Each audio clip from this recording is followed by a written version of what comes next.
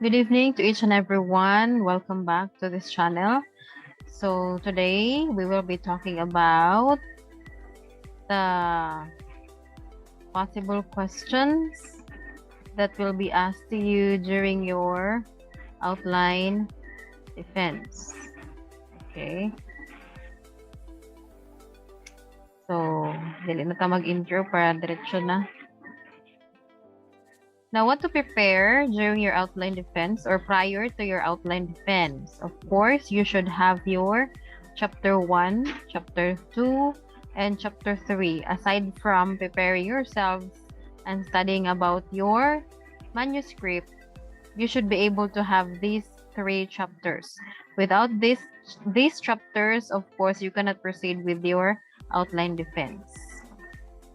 Okay, so wag na tayong magpatumpik-tumpik pa. Here are the possible questions that will be asked to you during your title defense. Outline defense, rather. Possible questions lang ni ha. So, number 1. Okay, so some of these questions are already na-discuss na nako no, during the title defense video that I have also made, no? Common questions asked also during your title defense. But might be that some of those questions mabalik pud siya during this outline defense. Okay? So, ngay ganuman, appeal naman to siya sa chapter 1. So, number 1, what do you want to discover, explore, or know about your problem? So, of course, naabot na sa chapter 3, dapat aware na ta on asa padulong ang atoang research or klaro na sa atoa kung unsa gyud atong gusto, no, nga i-studyhon sa atoang research, unsa gyud atong gusto mahibal-an sa atoang research. Okay? Second, why do you need to conduct a study? Okay, this pertains to your identify here your research gap and the urgency of your study. Katong question bitaw nga nganong kinahanglan man jud ni i-conduct ang inyong research. So nana siya sa urgency of the study. Number 3, what is your theory and what is its connection to your problem? Okay? Of course, naaw naman ni si theory sa inyong title defense, dapat kabalo na sad mo kung unsa inyong theory, unsa definition ani, kinsa ang author, and unsa ang connection, nganong related ni siya sa inyong study, nganong kana nga theory inyong gigamit. So you have to explain that one. Number 4, who can benefit from your study and why do you say so? Okay? So, ang kini nga question naka-pinpoint dito sa importance of the study. Okay? So, be ready to explain why those whom you have identified are the ones who can benefit from your study. Okay? Katong sila student, teachers, nganong sila man ang maka-benefit? Si parents, si school. Okay? Explain that one. Number 5, what is the focus of your exploration? No? So, asa ra taman yung exploration?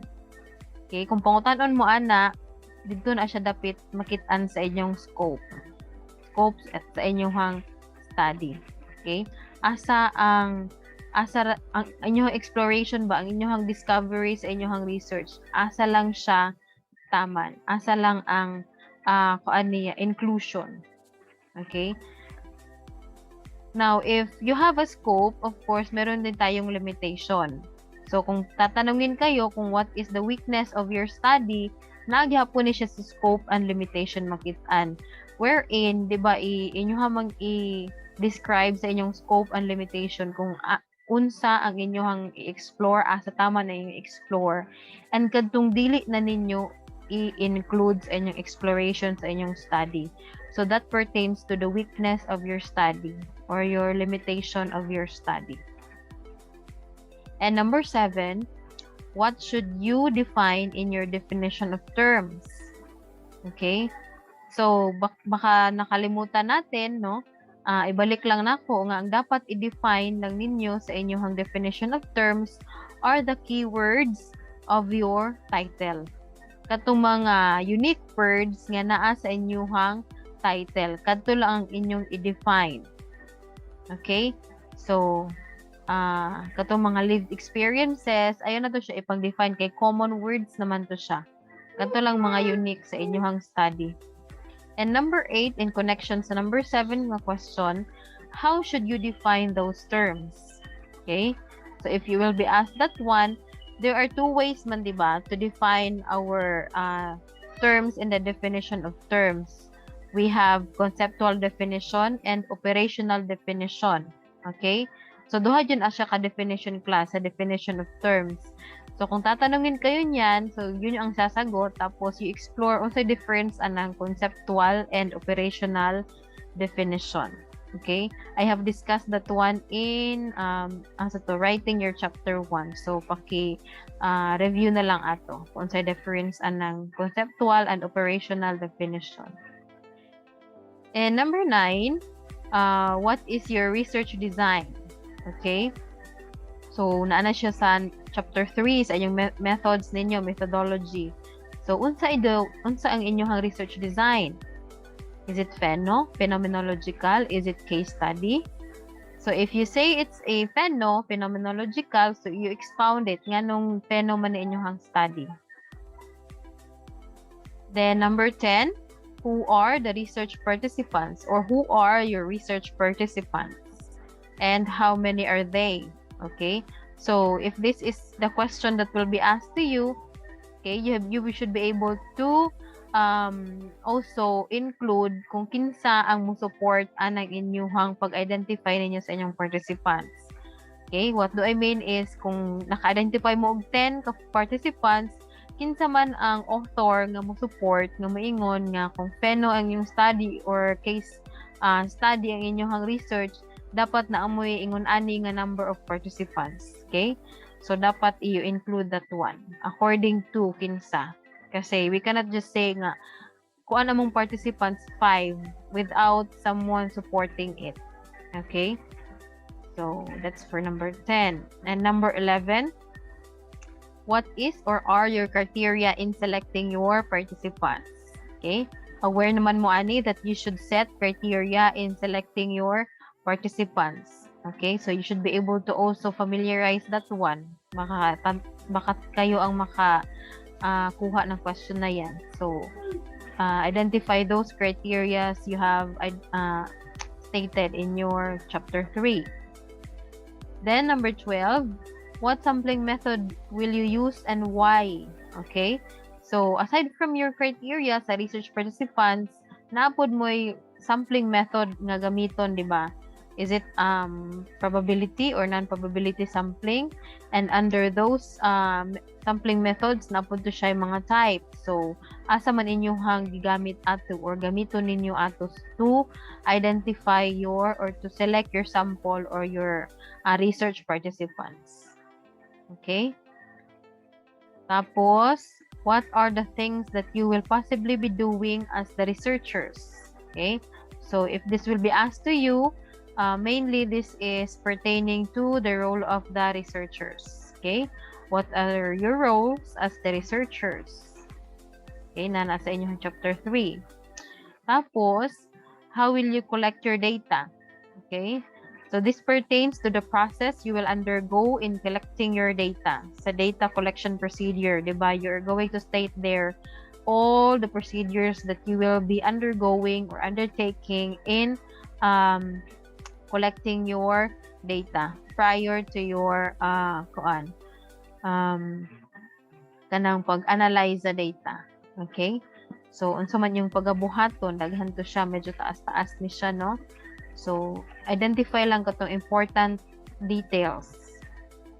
Tapos, how will you analyze your data? Okay? So, dito ma-mention ang katong kinsa ang mag-analyze sa inyong data. Tapos, how will you analyze it? Kung phenomenology, it is through thematic analysis, di ba? So, unsaon man ang process sa theming, okay? So, na-explain na po na nako during the katong sa making of your chapter 1. So, paki-review lang ato.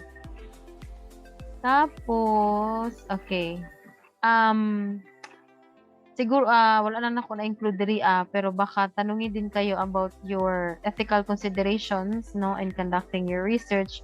So paki-review lang din nyo nun yung mga ethics that you should be considering when having a human participant. So unsa ang dapat ninyo i-consider, okay, na natong anonymity, confidentiality of the data, how will you protect the anonymity of your participants, okay, and so on and so forth. Now, why I have included here misconceptions, kay I have heard lots of students who are saying nag-interview na daw sila. So many are worried no nga wala pa daw sila ka-interview tapos mag-outline defense na. Okay, I just would like to correct that misconceptions no nga dili pa mo mag-interview class. Dili pa mo pwede mag-interview kay wala pa mo naka outline defense. And before mo mag-interview daghan po mo agian ana.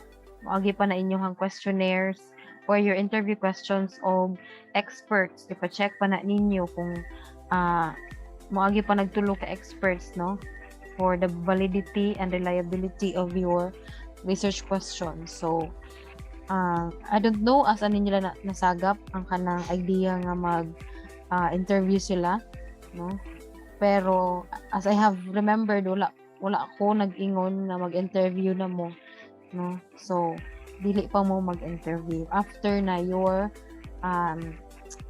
outline defense. Okay, and after you have conducted a validation sa inyong research questions. Okay, so I guess that would be the end of my presentation. But before I end this discussion, let me leave you with this Bible verse from 1 Corinthians 2:5, which says, "Your faith should not be in the wisdom of man, but in the power of God." Okay, thank you very much and good night, and see you during the outline defense. Bye.